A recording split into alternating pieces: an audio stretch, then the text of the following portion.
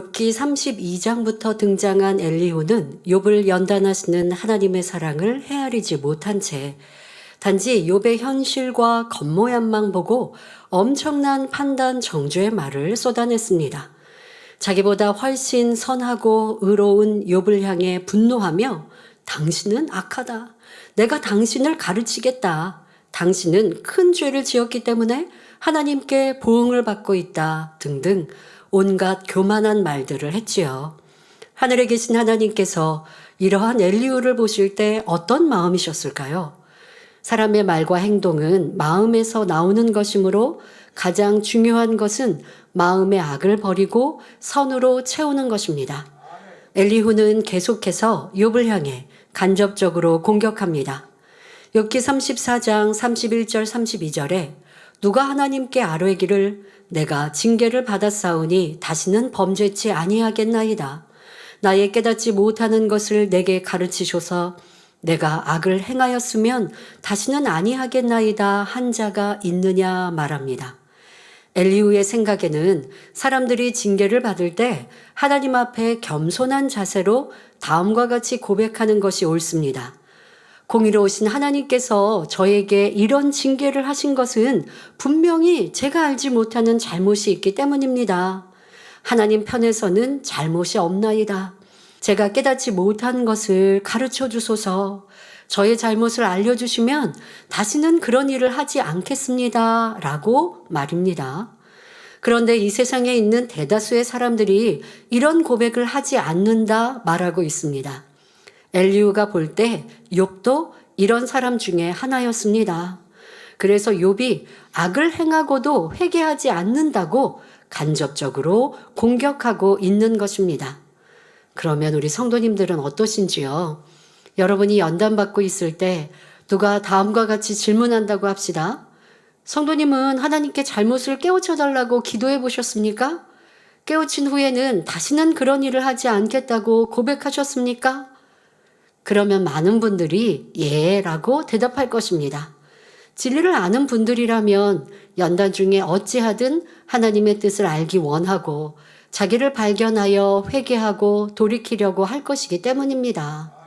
그러나 하나님을 믿는다면서도 진리를 바로 알지 못하면 하나님께서 원하시는 고백을 할 수가 없지요. 바로 욥이 그런 사람이었습니다. 오히려 하나님, 나는 아무 잘못이 없는 의인입니다. 내가 얼마나 고아와 과부를 도와주었고 연약한 이들을 일으켜주며 선하게 살았습니까? 그런데 하나님께서는 어찌하여 저를 이렇게 징계하십니까? 라고 따졌습니다.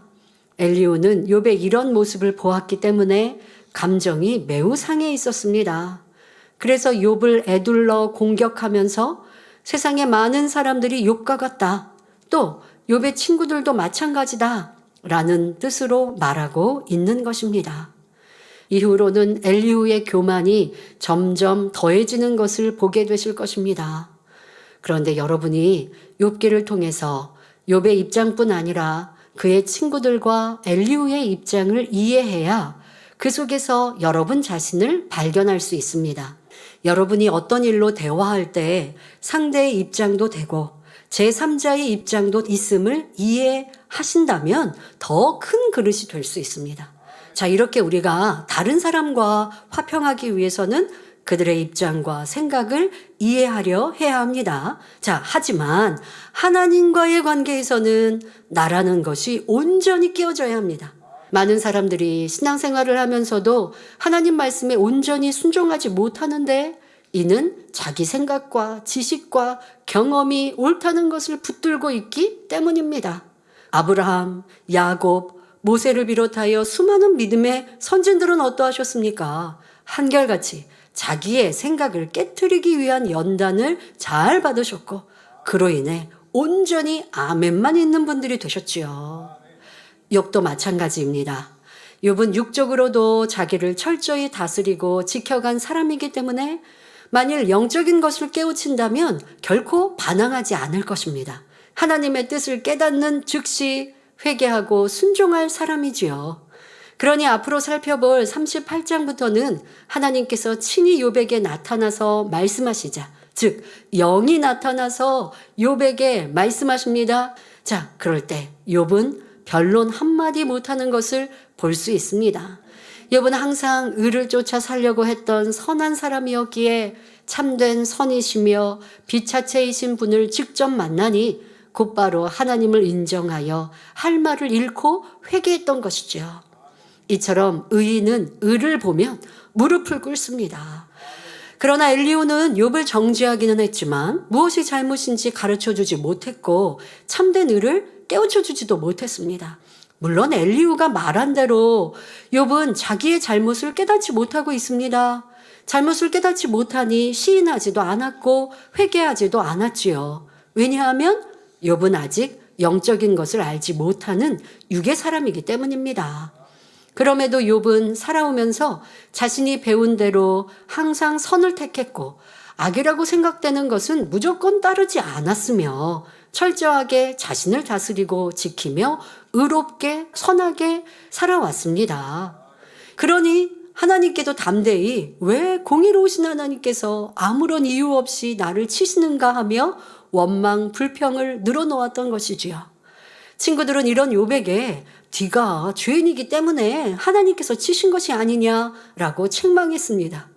이렇게 서로 자기의 입장에서 변론하다 보니 감정의 대립이 극에 달하고 말았지요. 욥은 새 친구들과 마찬가지로 자기를 지적하는 엘리후의 말들이 너무나 부당하고 이해할 수가 없었습니다. 나름대로 의를 쫓아 살아온 욥의 입장에서는 그 말들이 전혀 자신과 상관이 없게 느껴졌지요.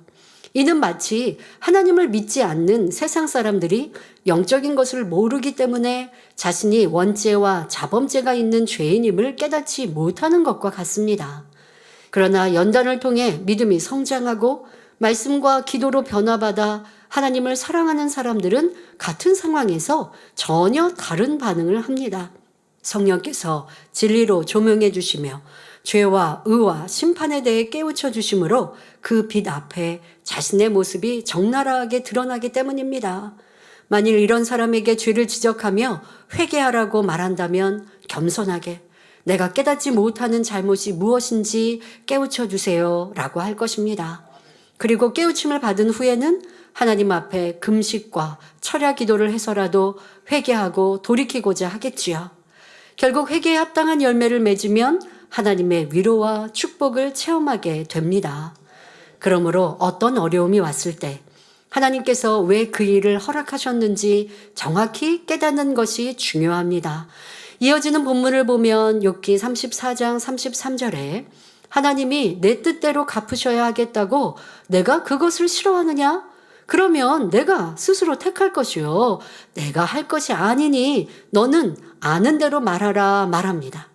이 말씀의 이해를 돕기 위해 한 가지 예를 들어보겠습니다. 대부분의 성도님들은 영원히 잘 되기를 원하며 새 예루살렘의 소망 가운데 신앙생활하고 계실 것입니다. 이런 분들은 하나님 앞에 내 영혼이 잘 되게 해주소서, 저를 꼭 새 예루살렘으로 인도해 주소서라고 기도하지요.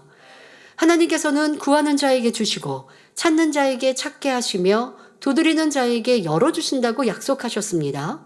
그러니 여러분의 기도에 응답해 주시기 위해 하나님께서 연단을 허락하십니다. 국가대표 선수가 되려면 인내와 훈련이 필요하듯이 여러분이 새 예루살렘에 들어갈 수 있는 자격을 얻기 위해서는 연단을 통해 합당한 자격을 갖춰야 하기 때문입니다. 이것이 하나님께서 자녀들에게 연단을 허락하시는 이유입니다.